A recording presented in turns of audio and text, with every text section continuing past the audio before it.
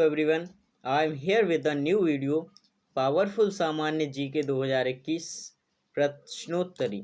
सभी प्रतियोगी परीक्षाओं के लिए महत्वपूर्ण प्रश्न। चलिए डिस्कस करते हैं। पहला प्रश्न है, भगवान बुद्ध को ज्ञान की प्राप्ति कहाँ हुई थी? तो भगवान बुद्ध को ज्ञान की प्राप्ति बोध गया में हुई थी। चलिए सेकंड क्वेश्चन है वीडियो का, आर्य समाज की स्थापना किसने की थी? आर्य समाज की स्थापना स्वामी दयानंद सरस्वती के द्वारा की गई थी। तीसरा प्रश्न है, पंजाबी भाषा की लिपि कौन सी है? तो पंजाबी भाषा जो है गुरुमुखी लिपि है। आगे चलते हैं। चौथा प्रश्न है, भारत की मुख्य भूमि का दक्षिणतम किनारा कौन सा है?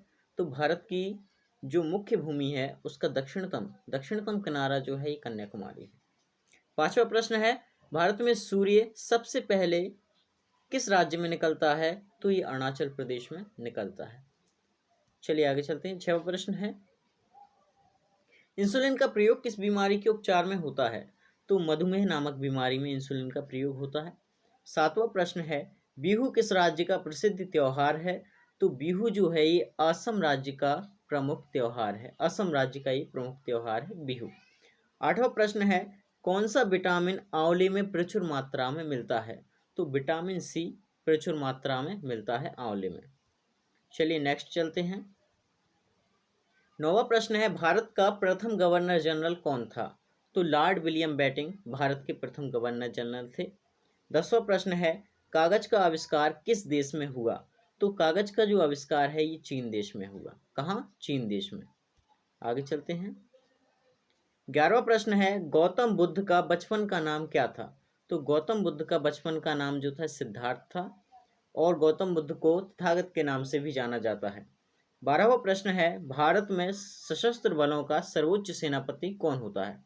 तो सशस्त्र बलों का जो सर्वोच्च होता है वो राष्ट्रपति होता है। 13वां प्रश्न है, रतौंधी किस विटामिन की कमी से होने वाला रोग है? रतौंधी किस विटामिन की कमी से होती है? तो विटामिन ए की कमी से रतौंधी होती है। आगे चलते हैं। 14वां प्रश्न है, पोंगल किस राज्य का त्योहार है? तो पोंगल जो है ये तमिलनाडु राज्य का प्रमुख त्योहार है। 15वां प्रश्न है, गिद्धा और भंगड़ा किस राज्य के लोक नृत्य हैं? तो ये पंजाब के लोक नृत्य हैं। 16वां प्रश्न है, टेलीविजन का आविष्कार किसके द्वारा किया गया? तो जॉन लोगी बेयर्ड के द्वारा टेलीविजन का आविष्कार किया गया। आगे चलते हैं। 17वां प्रश्न है, भारत की पहली महिला शासिका कौन थी? तो रजिया सुल्तान जो थी भारत की पहली महिला शासक थी, रजिया सुल्तान। 18वां प्रश्न है, मछली किसकी सहायता से सांस लेती है? तो मछली जो है वो गलफड़ों की सहायता से सांस लेती है। इनकलाब जिंदाबाद का नारा किसने दिया? तो शहीद भगत सिंह के द्वारा ये नारा दिया गया था। आगे चलते हैं। 20वां प्रश्न है, जलियांवाला बाग हत्याकांड कब और कहाँ हुआ? तो जलियांवाला बाग हत्याकांड जो है ये 1919 में अमृतसर में हुआ, और अमृतसर जो है ये पंजाब में स्थित है, जहाँ पर जनरल डायर के द्वारा अपने 400 हथियारबंद सैनिकों के द्वारा गोली दागी गई थी।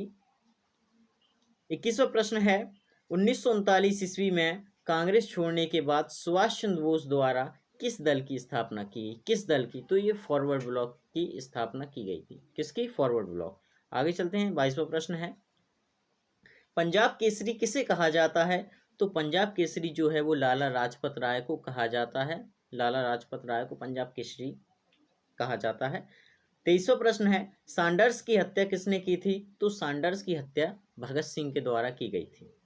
24वां प्रश्न है, 1857 ईस्वी के विद्रोह में किसने अपना बलिदान सबसे पहले दिया? तो मंगल पांडे जी के द्वारा अपना बलिदान सबसे पहले दिया गया था।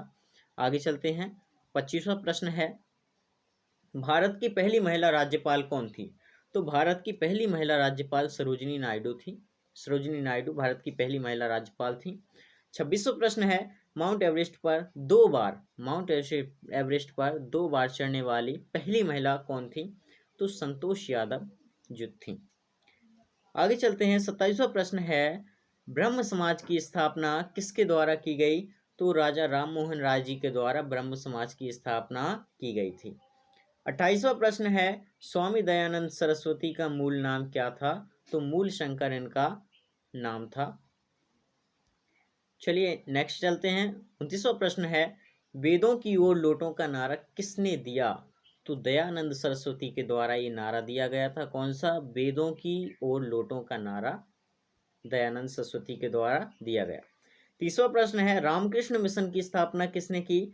तो स्वामी विवेकानंद जी के द्वारा रामकृष्ण मिशन की स्थापना की गई थी। और रामकृष्ण परमहंस जो थे ये स्वामी विवेकानंद जी के गुरुदेव थे। आगे चलते हैं। 31वां प्रश्न है, वास्को डी गामा भारत कब आया? तो वास्को डी गामा भारत 1498 में आया था। कब आया था? 1498 में वास्को डी गामा भारत आया। 32वां प्रश्न है, वास्को डी गामा कहाँ का रहने वाला था? तो वास्को डी गामा जो था वो पुर्तगाल का रहने वाला था, एक पुर्तगाली यात्री था। आगे चलते हैं। 33वां प्रश्न है, हवा महल कहाँ स्थित है?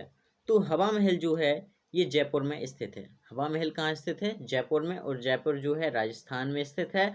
और जयपुर को पिंक सिटी भी कहा जाता है।